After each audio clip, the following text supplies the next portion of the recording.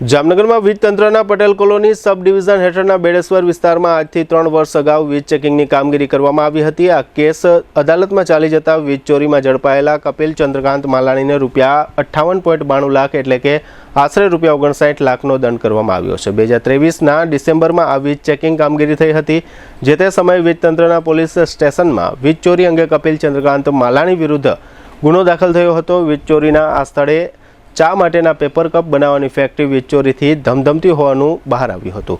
આ મામલો અદાલતમાં ચાલી જતા અદાલતે વીજ ચોરીની રકમ કરતાં 3 ગણો દંડ ફટકારી કુલ ₹58,92,862નો દંડ કરવામાં આવ્યો છે। અને જો આરોપી દ્વારા 30 દિવસમાં દંડની રકમ જમા કરાવવામાં ન આવે તો આરોપીને 1 વર્ષની કેદની સજાનો હુકમ કરવામાં આવ્યો છે। આ કેસમાં સરકાર પક્ષે વકીલ રાજેશ વસિયર હાજર રહ્યા હતા। વીજ ચોરીના આ સમગ્ર બનાવ અંગે સરકારી વકીલ રાજેશ વસિયરે આપેલી વિગતો પ્રસ્તુત છે। આ ચુકાદાની ટૂંકમાં હકીકત એવી છે કે ગત તારીખ 13/12/21ના રોજ પટેલ કોલોની સબ ડિવિઝન હેઠળ આવતા બેડેશ્વર વિસ્તારમાં પેપર કપથી બનાવનાર સંચાલકને ત્યાં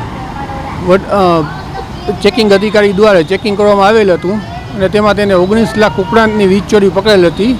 જેના અનુસંધાને સંદીપ પરમાર નાયબ ઇજનેર પટેલ કોલોની દ્વારા જુવેનાઇલ પોલીસ સ્ટેશનમાં કેસ દાખલ કરવામાં આવેલ હતો।